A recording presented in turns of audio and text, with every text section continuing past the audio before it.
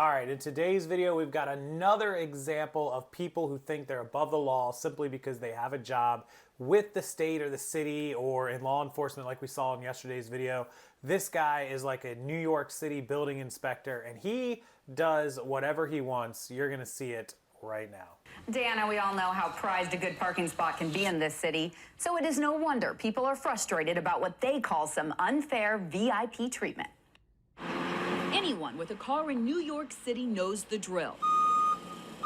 Finding a parking spot, a bit like a never-ending game of Ring Around the Rosie. I'll drive around for like at least an hour. So you can understand why this felt like a slap in the face. There you go, there's our guy. And you can see it says New York City Buildings. It's got the New York City tag on it. And look where he's parked, right in front of a fire hydrant. Imagine that. Pretty shocking, huh, right? No, not so much. Well, I live on the block, and if I can't do it, he shouldn't do it either. A New York City Department of Buildings employee parking his city-issued take-home car beside a fire hydrant. Again, and again, and again. Over multiple weeks at 138th and Amsterdam. You park every day. And that's a shame. Yep, so they just do it over and over and over again. They don't get caught, they don't get in trouble, they get used to it, they get comfortable, and then they just keep doing it out of laziness, not because there was any chance that any one of those days there weren't another parking spot available, right? It's just, there was nothing but that. No, it's laziness, guys. It's pure laziness, and in his case, being an employee, it's entitlement too. New York City law prohibits parking within 15 feet of a fire hydrant. It's important for firefighters to have access in an emergency. And when the public violates the law, they pay. Frustrating, very frustrating. In the most recent fiscal year, city data indicates parking enforcement officers wrote a fire hydrant violation nearly 548,000 times. 548,000 times they wrote fire hydrant violations in New York City. I mean, I can't even do the math on what is a million is 2,700 a day, so 500,000 is like 1,350. They're writing 1,300 some odd fire hydrant violations every single day. 548,000 divided by 365 it's 1,500 a day. 1,500 a day.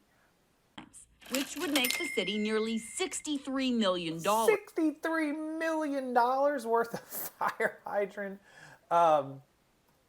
violations. I mean, we're talking about $548,000. So how much is their thing?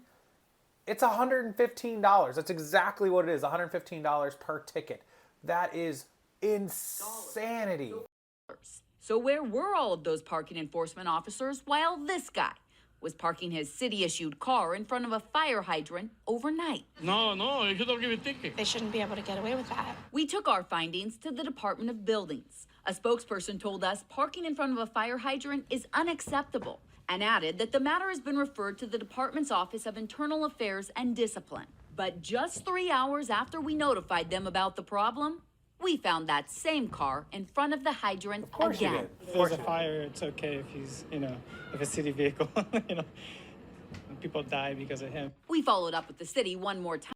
This is the problem. People are like, oh, it's no big deal, mind your business, blah, blah, blah, blah. I used to get that all the time. And this is everyone's business, because if I'm in that building or I'm in that store, that Walmart or that post office, and there is an emergency, there is a fire, and now people can't get to the fire hydrant to help, whether it's me or you or them or whoever else, it's their fault because it takes extra seconds or extra minutes. And in a fire, every second, every minute counts, and they don't understand. And a lot of people will respond to this and say, oh, they'll just plug the hose through their window, which they've done. We've seen that in multiple times, especially that BMW one that's real famous. But it doesn't matter. It's taking time. It's wasting time that you should not be there, where they could just go to it, hook it up, and plow away at the water and at the fire. Meanwhile, they got to get around your stupid car because you're selfish and you don't care and you don't think about those results, or you just don't give a crap, right?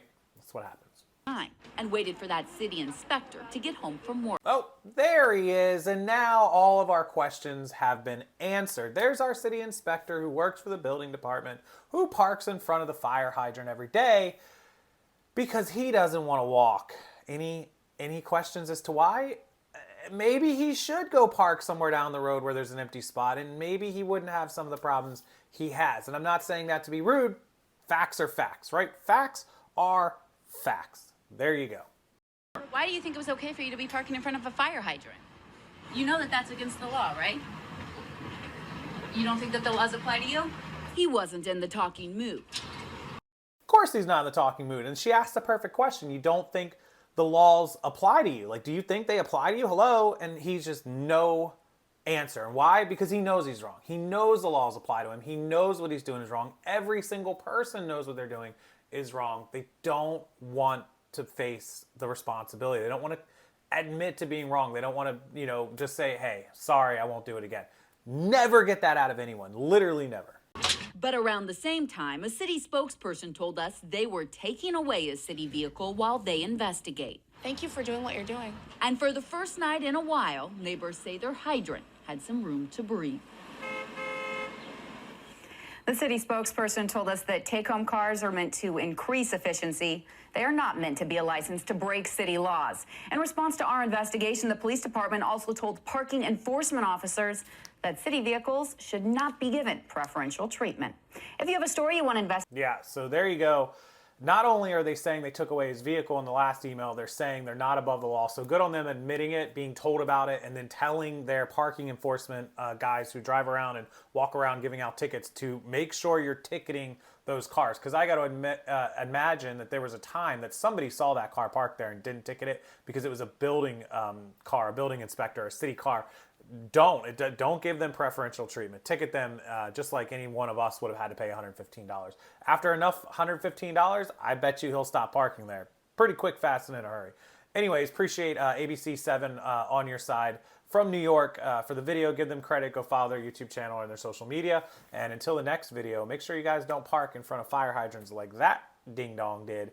And hit the like button on this video. It helps the algorithm. I appreciate it. And subscribe to the channel if you haven't already subscribed. I'm going to have a ton more videos, including myself recording as promised this week sometime. I'm not sure what day I'm going to get to go out. Maybe tomorrow on Wednesday or Thursday. We'll see. But we'll have some of that up and more videos from all over the internet and people that think they're above the law. Thank you, everyone. I'll see you next time.